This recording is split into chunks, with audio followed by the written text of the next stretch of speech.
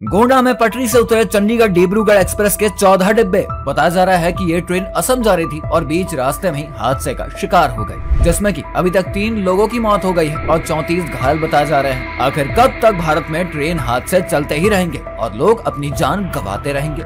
आखिर इसका जिम्मेदार कौन है? रेल मंत्रालय या फिर सरकार को बदनाम करने के लिए किसी अपोजिशन का है हाथ? तो आपको स्पष्ट तरीके से मामले की जानकारी देते हैं। तो ये ट्रेन चंडीगढ़ डिब्रूगढ़ एक्सप्रेस है, जो कि गोंडा से गोरखपुर जा रही थी और रास्ते में ट्रेन के 14 बोगियां पटरी से उतरकर पलट गयी। अभी तक ये स्पष्ट तरीके से पता नहीं चल पाया है कि यह हादसा किस वजह से हुआ है और इसका सही मायने में कौन है जिम्मेदार। पर इस साल के कई रेल हादसे और घटनाएं ये चिंता और संशय जरूर पैदा करते हैं कि आखिर ये रेल हादसे रोके क्यों नहीं जा रहे हैं। बहरहाल प्रशासन लगा हुआ है रेस्क्यू करने में और घायलों को तुरंत उपचार देने में।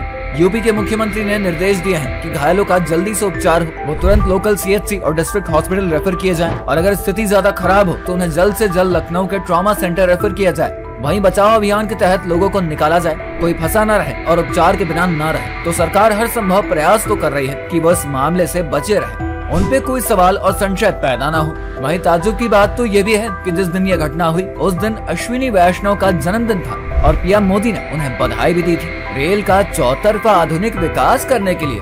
वहीं ये हादसा कितना अजीब संयोग है। वहीं अब हादसे में मृतकों के परिजनों को 10-10 लाख रुपए और गंभीर रूप से घायलों को 2.5 लाख रुपए की सहायता राशि देने का ऐलान किया गया है। पर यह राशि क्या उनके जख्म भर देगी? और जो मृत्यु को प्राप्त हो गए वो इन पैसों का क्या करेंगे?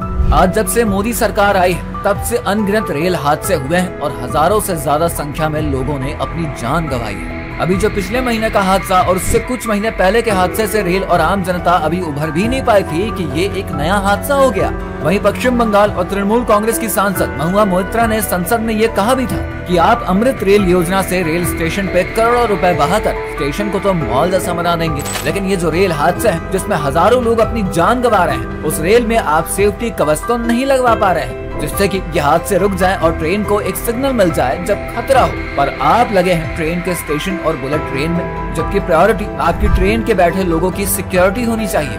वहीं कुछ लोग इशारा कर रहे हैं कि अपोजिशन की ये चाल है और उन्हीं के द्वारा ये घटना का अंजाम भी दिया गया है, जिससे कि वो अपना शिकंजा कस सके गवर्नमेंट पे और बदनाम और इल्जाम लगा सके सरकार पर कि वो जनता की सिक्योरिटी के साथ में खिलवाड़ कर रही है, उनके साथ दगाबाजी कर रहे हैं, उन्हें छल रहे हैं। और ये रेल हादसे अपोजिशन ही कर रही है। वो इस रेल हादसे से एक मामले को भी संज्ञान में लाना चाह रहे हैं और वो है रेलवे का निजीकरण यानी कि प्राइवेट ओनरशिप। बहरहाल कुछ लोग दावा कर रहे हैं कि उन्हीं अपोजिशन द्वारा रचा रचाया खेल है और वो लोगों की जान के बिना परवाह करे अपना गेम खेले जा रहे हैं। उन्हें मोदी कैबिनेट के रेल मंत्री अश्विनी वैष्णव को रेल मंत्री के पद से बर्खास्त कराना है। अब ये बात कितनी सच है और कितना इसमें सरपैर है ये वो ही जाने जो ये बोल रहे हैं। कुछ तो राहुल गांधी का नाम ले रहे हैं कि ये उनकी चाल है और ये वो पूरी प्लानिंग से मोदी सरकार से बदला ले रहे हैं, क्योंकि जब पिछले बीते महीने में जब रेल हादसा हुआ था और घटना की जिम्मेदारी रेल के लोको पायलट्स पर डाली जा रही थी, तब राहुल उनके बचाव में आए थे और उनके समर्थन में थे कि ओवर टाइम किसी भी जॉब की प्रोडक्टिविटी और क्वालिटी खराब कर देती है और इससे सब कयास लगाने लगे थे कि वो इन लोको पायलट्स को सपोर्ट कर रहे हैं। क्या यही मिला है इस घटना के पीछे? क्योंकि लोको पायलट्स पर सवाल उठे थे कि ये अपनी ड्यूटी अच्छे से नहीं निभाते हैं